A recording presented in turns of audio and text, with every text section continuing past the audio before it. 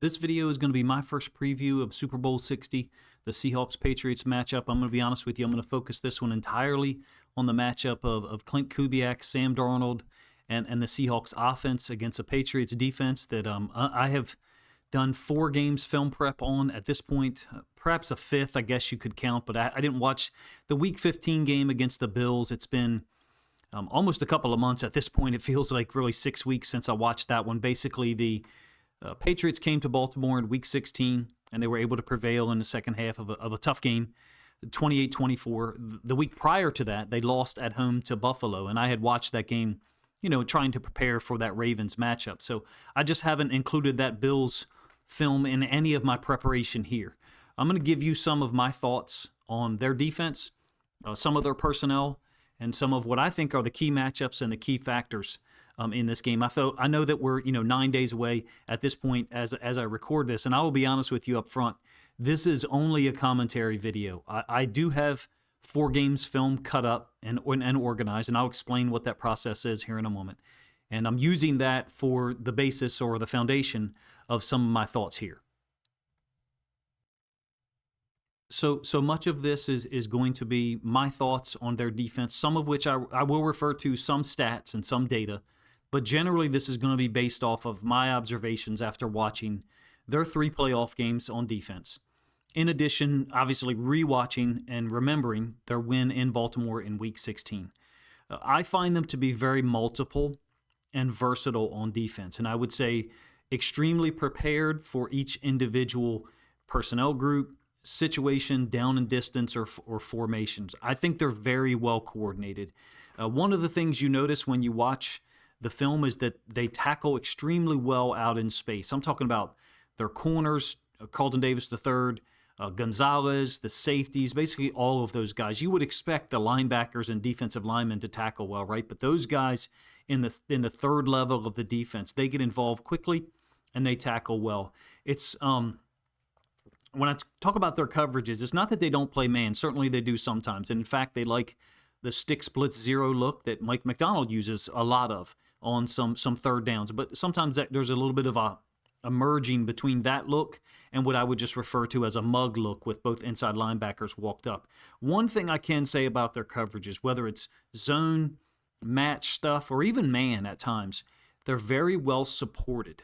It appears as if their guys at the second and third level have a really good idea of space and how to utilize leverage to help each other and be helped by the defender to their inside or their outside.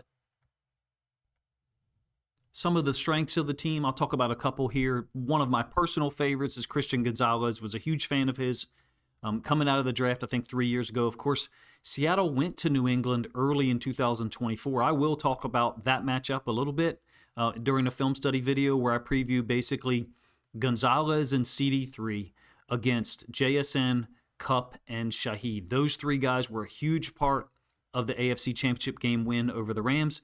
Klint Kubiak and his offensive staff had exquisite pass plays designed to attack the exact coverages that they saw from the Los Angeles Rams. And so that was their third matchup, obviously, in the NFC Championship game. This is the first. So the preparation for it, I'm glad there's 2 weeks between the championship weekend and the Super Bowl. I think the coaches deserve that. I never liked it when there was, only 1 week. I don't even remember, what seasons that was. But I'm a huge fan of Christian Gonzalez, independent of this matchup, right? When he does get assigned to guard JSN, that'll be important moments, especially if they go corners over. And I'll briefly talk about that. That basically means putting both outside corners on the same side. It pretty much is a giveaway for man from what I've seen so far, but kind of revisiting that time frame, 2 weeks to prepare for it. It's a way for me to talk about differential preparation. So, for example, the Patriots could look at themselves. When we go corners over, I have it 7 times on film, and all 7 times it's man. So they're sending him over with a receiver. Against the Ravens, it was Zay Flowers. And Carlton Davis III is on the same side against the outside guy. It's man. So one of the things that teams have the opportunity to do when you have more prep time, whether it's a college bowl game or a Super Bowl situation, is change that up. So show corners over, what some people call cowboy, and then play zone out of it. So those moments, those opportunities to to change things up, I guess, could be there for not just the Patriots, but obviously the Seahawks defense as well. There'll be some other strengths of their defense to obviously talk about. I think they've got great pursuit, play with leverage, do a nice job of limiting the pass game. If you look at their passing yards allowed, it's pretty incredible. I think the last 9 or 10 weeks, and in fact over the course of the entire season. And the defensive tackles on the interior, I think, stand out, right? Christian Barmore and Milton Williams. I'll talk about those guys in a little bit. But the playoffs so far, they've only given up 26 points in the 3 playoff games. You could certainly be critical of that if you wanted to, meaning the individual matchups and the weaknesses of each team that they faced. First, the Chargers in the wild card round. Of course, they held LA to only 3 points, 207 yards of offense. First, the Chargers' offensive line was decimated by injuries this season, number one. Number two, some issues there with scheme and offensive coordinator position. They've since fired Greg Roman and hired Mike McDaniel. So, I think there's some weaknesses there. I have a little bit of knowledge of that, obviously, because Greg Roman spent so much time in Baltimore as the offensive coordinator for the Ravens. Divisional round against the Texans. Again, you're talking about offensive line health for Houston. C.J. Stroud was struggling, clearly, even prior to that. And then Nico Collins missed that game. The Broncos, of course, played in the AFC Championship game with a backup quarterback, right? They were also missing their best running back. But at some point, you have to give them credit. And so here's what I'm talking about for New England.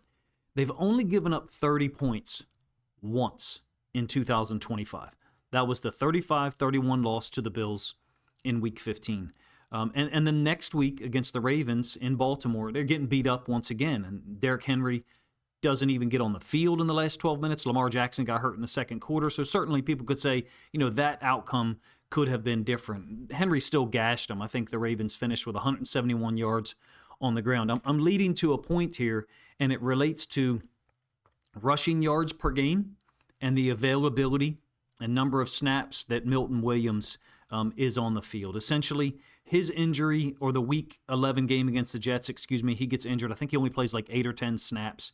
If you look at that and then his return in Week 18 against the Dolphins, they really struggled to stop the run game in between that time period. Week 11 against the Jets, and then 7 or 8 weeks later against the Dolphins in the regular season finale.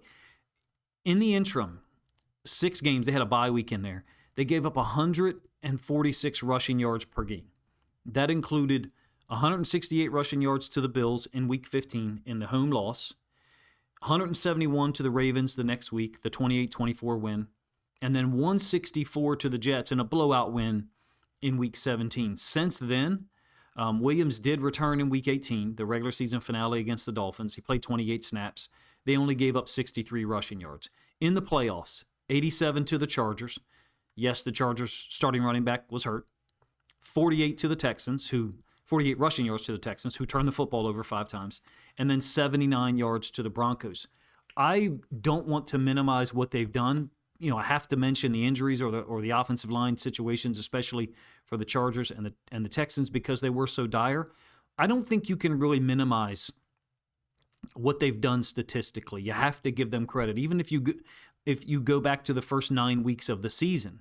They're 8-2 after a win in Week 10, but they gave up 100 yards there. I'm talking about the first 9 weeks of the season where the Patriots are 7-2, and they've only given up 100 rushing yards twice during that time period. Their defense is solid, very well coordinated in my opinion, extremely prepared. I think Klint Kubiak has his hands full. Don't get me wrong, he had his hands full last week with the Rams, and he was up to the task. When the Rams, were able to stop the run, particularly in the second half, third quarter and second half, Sam Darnold, Klint Kubiak, the receivers, all on the same page. They were able to design and execute some amazing pass concepts to exploit the exact coverage that the Rams played. Can they get to know the Patriots defense that intimately, between last Sunday's win and then the Super Bowl? I want to talk about a couple of other players that I respect, have some knowledge of, briefly, and most generally it's going to be the inside linebacker position, but I'm a big fan of Carlton Davis III. He played 2024 with the Detroit Lions, extremely physical guy, doesn't cede ground. And so I think you've got 2 real big matchups here, and that is if JSN can get isolated against Carlton Davis III in a man-to-man situations, I do think JSN has a huge advantage there.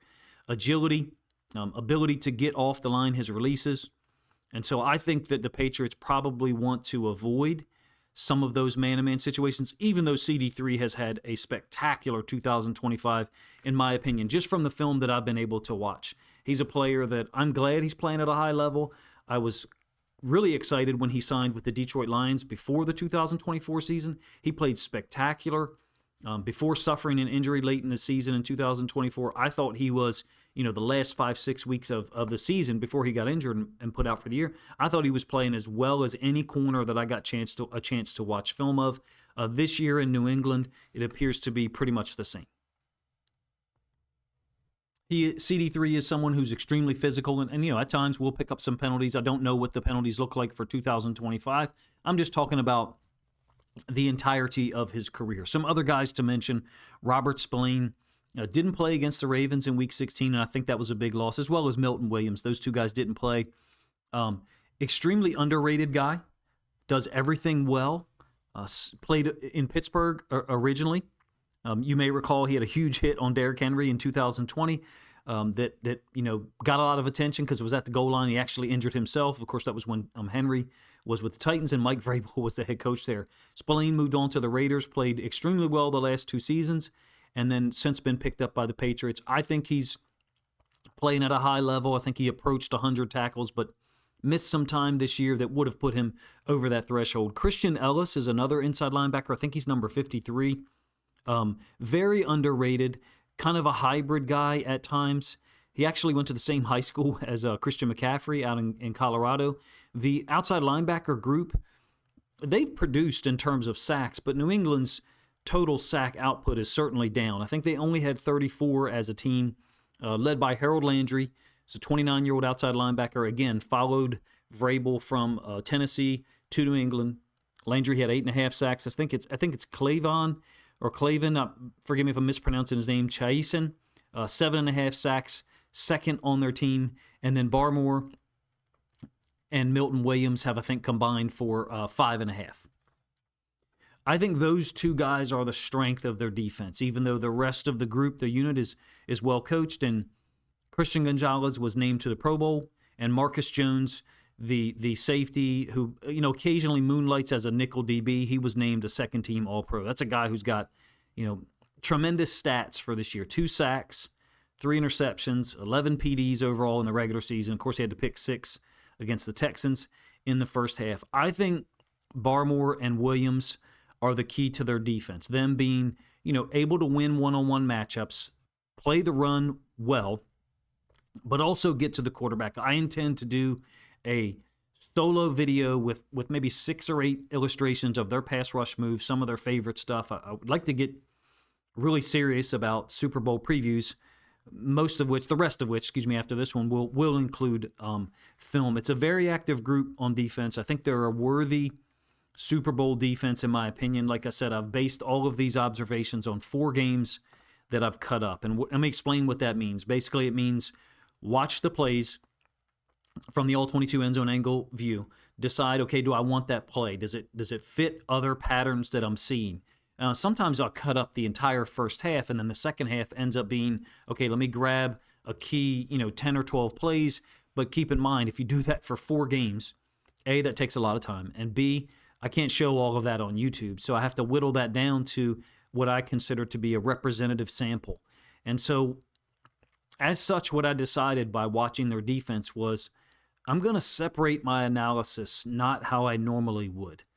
Typically, I would talk about matchups, and there are some that are extremely critical. Not only do I think JSN against CD3 looks like a good one, I like JSN against anybody, even Christian Gonzalez on the other side.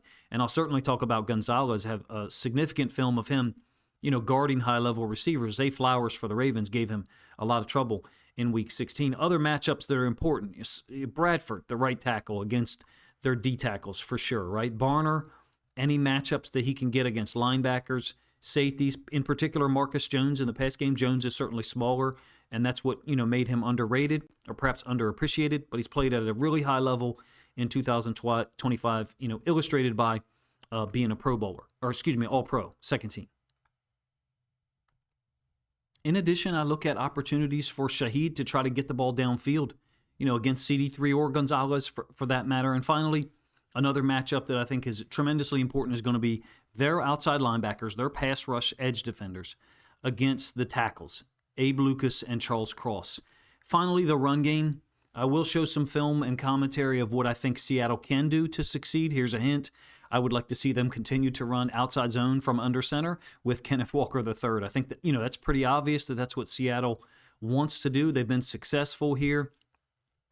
Some other elements for me and things that I've observed from their defense. Number one, it seems as if they go into each week with a specific look that maybe they haven't shown before or you couldn't have predicted. Against the Ravens, it was like a 6-2 look when the Ravens went 21 personnel, and that's, 2 running backs, a tailback and a fullback, and then 1 tight end and 2 receivers. And so for Seattle, Oots is the fullback, but they oftentimes will get into 21 personnel formations from a 12 personnel platform. So it'll actually be 2 tight ends on the field. The only difference is one of them will be lined up in the backfield. In that game against the Ravens, that 6-2 look got exploited pretty quickly. Like the 4th time they showed it, Todd Monken manipulated them, and Derrick Henry busted like a 28-yard touchdown run into the boundary. But I don't mean to minimize what they do, because I think they're very multiple, and I think they come into each week, each specific matchup, with different plans based upon the personnel group that you show.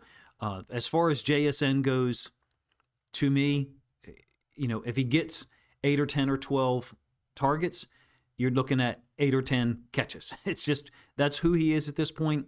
Him and Darnold are on the same page.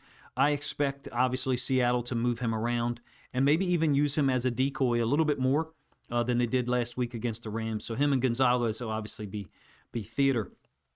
The 34 sacks that New England has generated for 2025, that's in the regular season.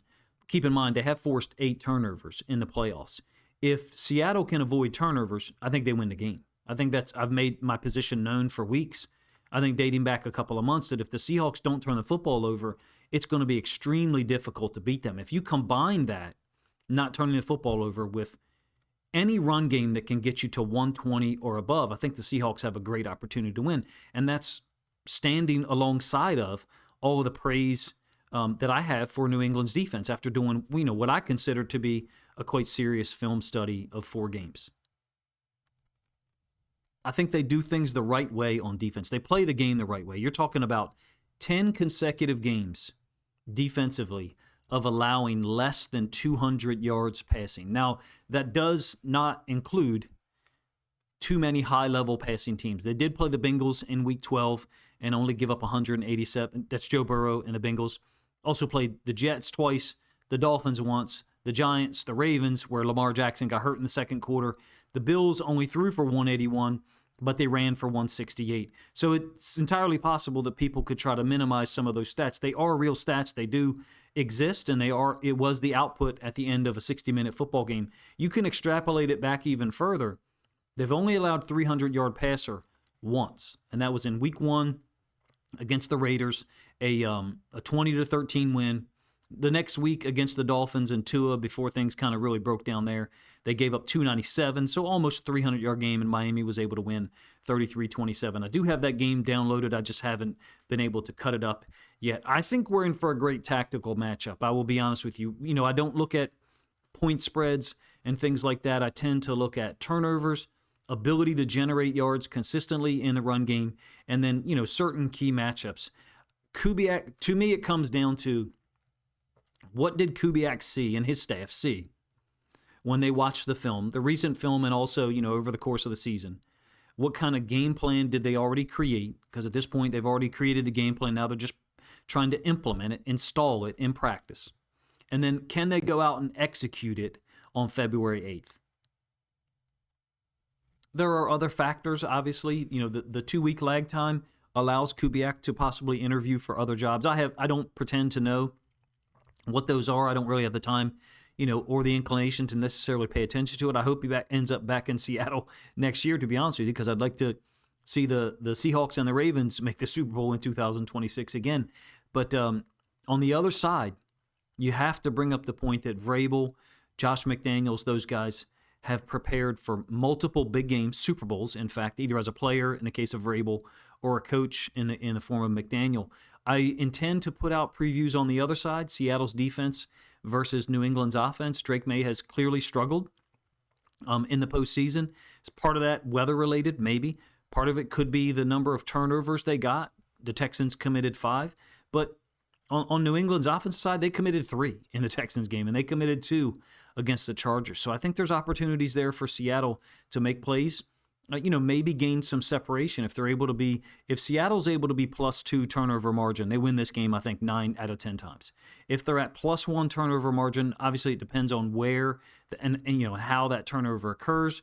But for me, if Seattle doesn't turn the football over and they're able to get 1 from the Patriots or 2, puts New England in a real uphill climb, if you ask me. There'll be a run game focus for one of the previews that I do, as well as how can Darnold and Kubiak be sure of some of the looks that they're going to get? And what I mean by that is, this is a team, New England, that was 9th in the league in third down conversions against. They were at 36.9%, something like that, just rounded up to 37.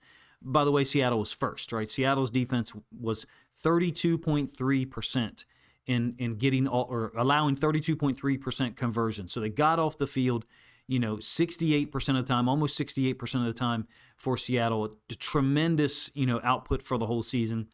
I have to mention that I saw 2 comments from, it looked like maybe Patriots analysts, or perhaps it was just fans, that said Seattle's defense will be the worst defense they've faced in the playoffs. And I was like, oh my, you guys are in for a rude awakening if that's what you think. There's no way that that's what New England's players or offensive staff think at all. It was just something that caught my eye. Of course, I go ahead and mute people like that give arbitrary statements like that just based on what they saw in the NFC Championship game or what Stafford and McVay were able to do the last 2 times. These defenses match up statistically. Do I think that New England is equal to Seattle? No, I don't. I've spent so much time watching the Seahawks defense that perhaps it jades or shifts my opinion a little bit. I don't think so. I respect what New England's done defensively. I don't know that they have faced an offense like this one that has a healthy offensive line, B, the ability to run if you allow us to, if that's what's available or presented on game day, or the alternate approach, throw the football if you're taking away the run, and can convert on offense with third downs. Darnold and those guys did a great job last week against the Rams, 7 of 13 on third downs. And then conversely on defense, they can get you off the field. So the more Seattle's defense gets New England's offense off the field, just gives Darnold, Kenneth Walker, JSN, Shaheed, Cooper Kupp, all of those guys opportunities to make plays. I like Seattle's chances. I really do. I think you guys can probably tell by the nature of what I'm talking about. But when I sit down and watch a team, a group play at a high level, I have to communicate that to you. I can't tell you something that is not occurring on film. There are factors that contributed to it, the health of the Chargers, Texans, and Broncos, at various offensive positions. Still have to be willing to give credit to, Vrabel and the defensive staff. Obviously, they dealt with, defensive coordinator unable to coach this year, I believe, because of cancer. So they've done a fantastic job with a different hierarchy or different structure, perhaps, than they intended coming into the season.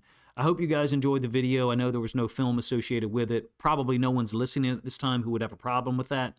I generally try to show as much film as possible. This is just my initial thoughts after spending a ton of time Tuesday, Wednesday, and even early in the morning on Thursday checking out some Patriots defense stuff, comparing it to what we saw against the Ravens in Week 16. I will tell you that game against the Ravens is the one that holds the least weight for me.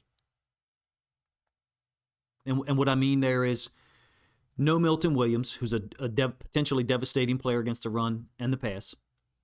Robert Spillane didn't play, and I think he's the quarterback of their defense. So in addition, the Ravens, I thought, exploited the 6-2 look that I don't believe you're going to see. There are some things I expect the Patriots to do against 12 personnel. That'll probably be my first video. How does New England defend 12 personnel and the various formations that Klint Kubiak and the Seahawks are most likely to show. If you guys enjoyed the video, please let me know in the comments section. You can look for that first film study video out hopefully late Thursday night or into Friday morning. If you think other Seahawks fans would like to hear my thoughts on this Super Bowl matchup, just film or just commentary related to no film nonetheless, if you think other Seahawks fans would enjoy it, please consider grabbing a link to this video, sharing it out on social media to help this content get more reach.